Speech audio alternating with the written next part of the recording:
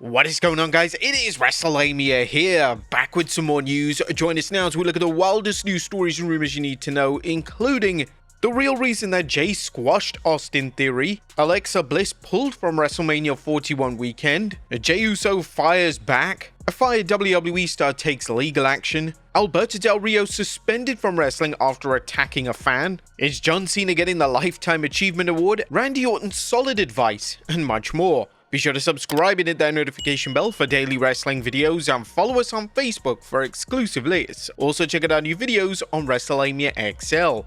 And now let's see the intro and get straight into our first story.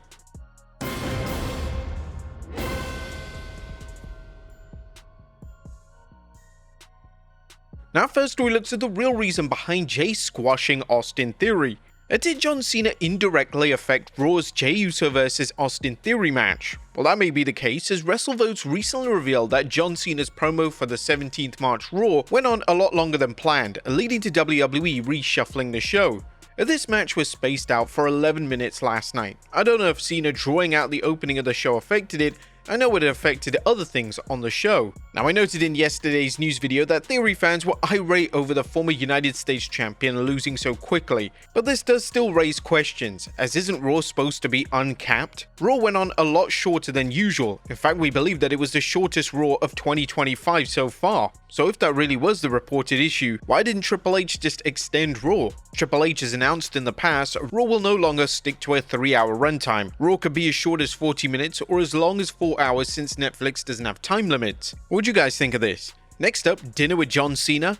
John Cena may have broken up with the WWE Universe, but fans can still have lunch with him if they're willing to drop some serious dough though. And we ain't talking pizza dough. On Location, which offers a variety of fan experiences for various sports, is offering fans a chance to have lunch with Cody Rhodes' WrestleMania 41 challenger, but that is if they're willing to drop $25,000.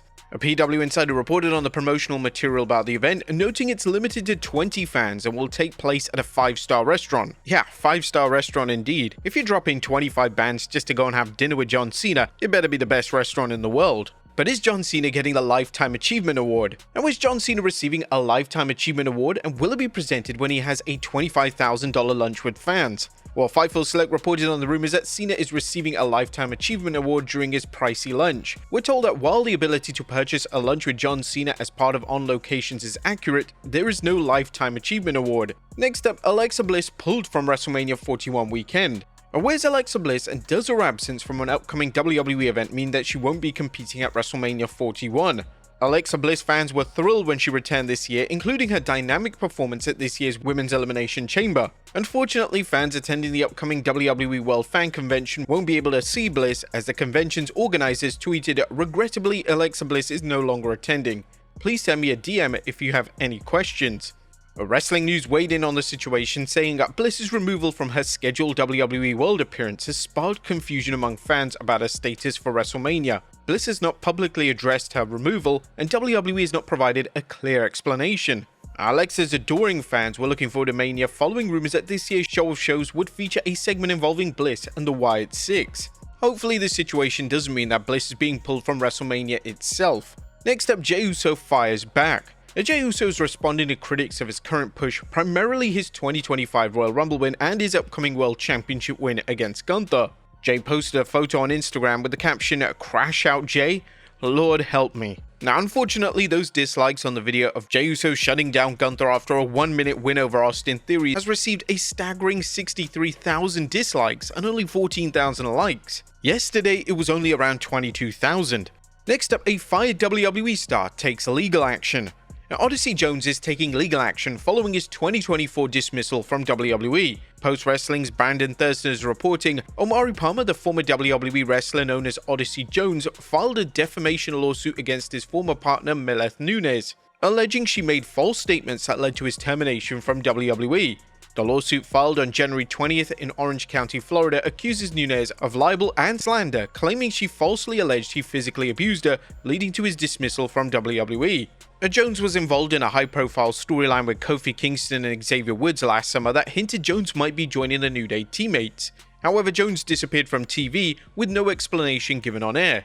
Fans later learned of domestic abuse allegations made against Jones, and while WWE never issued a statement clarifying the reasons for Jones's release, some fans came to their own conclusion.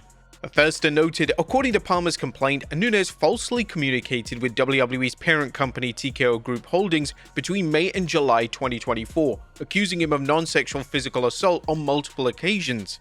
Unfortunately for Jones, his WWE career appears to be finished, and his partner's allegations never made it to court, so we had no chance to dispute them. If Jones is able to prove Nunes' allegations were false, he conceivably might be able to get back into WWE, but the promotion may pass on it due to an overabundance of caution. Next up, Ludwig Kaiser turning babyface. Or is Raw superstar Ludwig Kaiser turning babyface? Some fans have been asking this after news broke of Kaiser working as a babyface during WWE's Road to Wrestlemania tour through Germany. According to Fightful Select, fans shouldn't read too much into this, as we're told that as of now, this is just being used for live events, and he's not expected to work as a babyface on TV imminently, but specific crowd reactions could adjust that week to week overseas.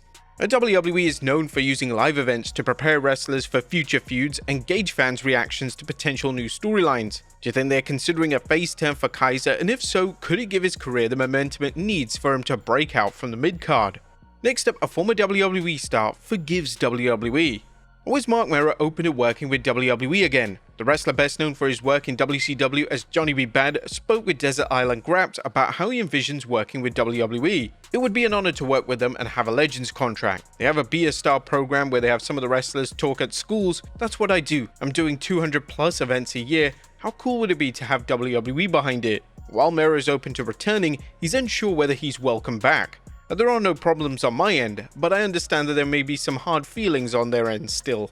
Mera left the promotion in 1999 while still under contract along with his then wife Sable, who sued the company for sexual harassment and an unsafe work environment.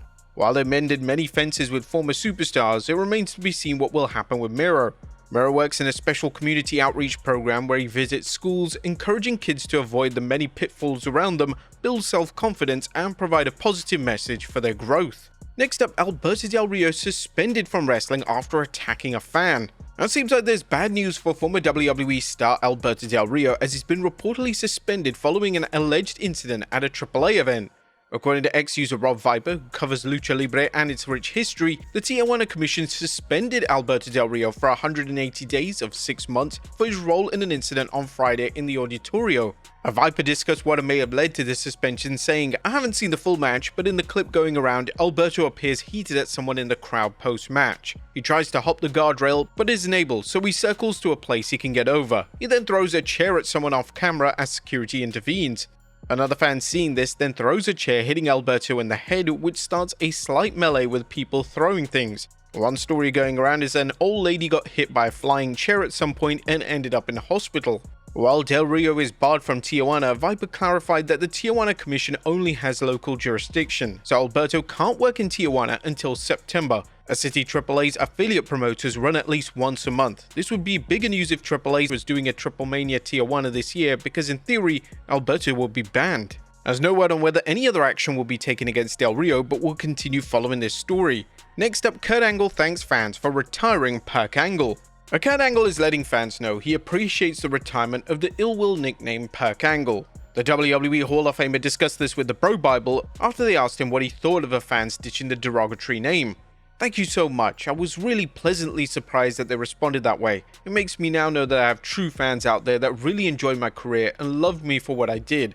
I'm just grateful that they're going to drop the name Perc Angle. It reminds me of my dark time in life, and it's something I don't want to have to deal with anymore. I dealt with it already, and it's behind me. Hearing Perc Angle just makes me think I'm known for that. It was not cool. I'm just glad that they're now using Peak Angle instead. I'm very grateful for that." The Olympic gold medalist worked hard to conquer his personal demons, so it makes sense that he'd be known for his many accomplishments in life rather than a rough patch. Next up, the Great Khali talks a WWE comeback. Could the Great Khali return to WWE? As during a chat with Rewind, Recap and Relive, the former World Heavyweight Champion talked about returning to WWE and wrestling. "I don't think so. Going back to WWE, I'm doing so many things. CW, I have a restaurant business, I have lots of commercials, so many events in India. I'm busy all the time. I don't want to come back to WWE. The 52-year-old Punjabi Nightmare didn't rule out a brief return, saying, "I want to come and just say hello, hi, check in a little bit. Royal Rumble, not permanently. Permanently, no. I'm doing so many things." And while the WWE Universe may never see the WWE Hall of Famer wrestle again, they can play him in the WWE 2K25 game, as he's going to be part of the DLC Dunk and Destruction. And finally, Randy Orton's solid advice. And last but not least is Randy Orton trying to play matchmaker for an ex-user looking to pull someone online. Randy Orton weighed in after an ex-user told a woman that he's apparently trying to win her over online, that he'd wrestle a bear to prove himself, only for the lady to turn him down, saying bro is not getting my number. But then he doubled down, saying that he'd fight 2009 version of Randy Orton for a number, and even the thought of someone risking a punt kick from the Legend Killer didn't impress her, as she still shut him down. Well, Randy Orton weighed in on the conversation, noting, bro really willing to risk it all for you. I'm sure present day Randy Orton wouldn't even mess with 2009 Orton. That man was vicious. But there you have it folks, the wildest news stories and rumors you need to know. Be sure to leave your comments down below, and I'll see you next time with some more wrestling content.